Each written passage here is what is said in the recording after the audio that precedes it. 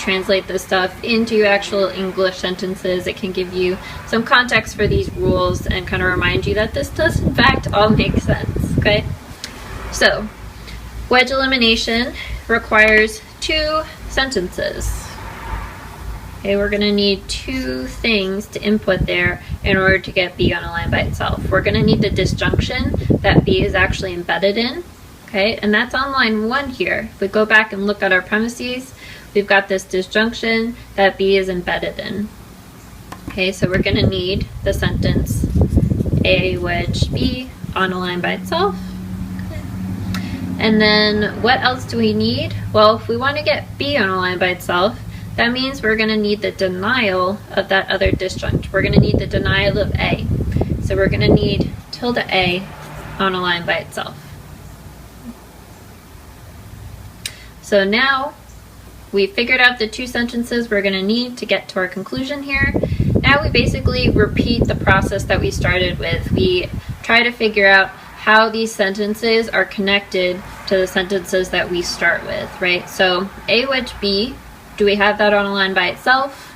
Do we see that already in the premises? Yes, we do.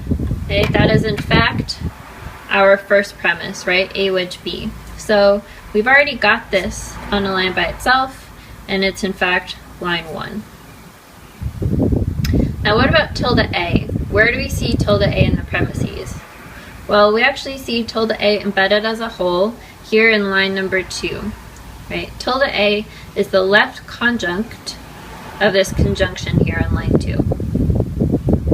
So if we want tilde A on a line by itself, we're going to need to figure out how to break tilde A out of this conjunction here.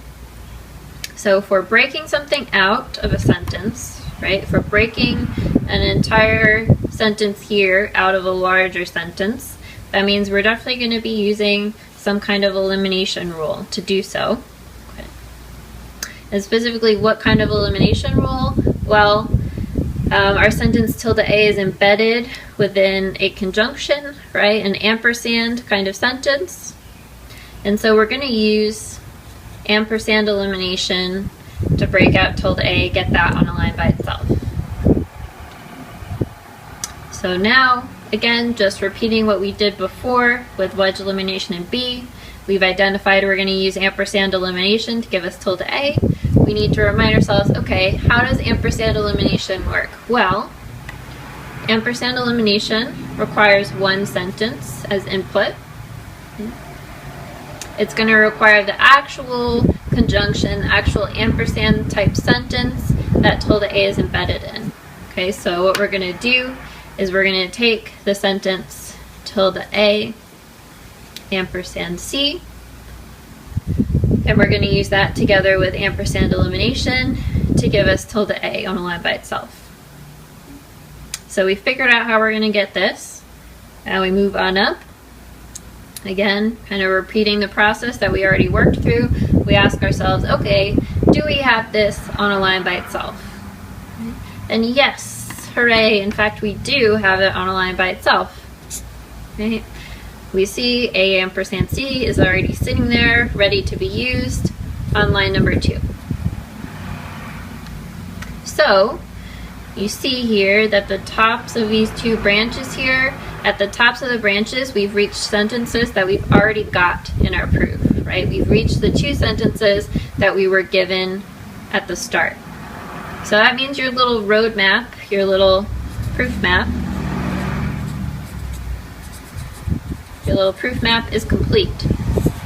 Okay, what you did, you started out, identified your overall strategy, figured out what your very last step was going to be, and now what you've done is you've connected this last step, you worked backwards, and you figured out how it's connected to your premises. So now really all you have to do is start at the top and work down, writing out your proof formatted like it's supposed to be. So starting at the top here, we see that, okay, we need to get tilde A on a line by itself. We're using ampersand elimination. We're going to use line 2 to carry that out. So go over here, move these closer. So line number 3, right, we're using ampersand elimination. together with line number 2, and that is giving us, right, line number 2 together with ampersand elimination is giving us tilde A.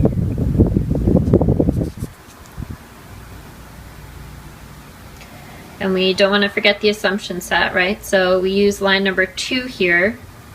We go up to line number 2, we see that line 2 was itself in fact an assumption. So you can go ahead and write assumption 2 there. So now we can check this off, right? Now we've got tilde on a line by itself. It is in fact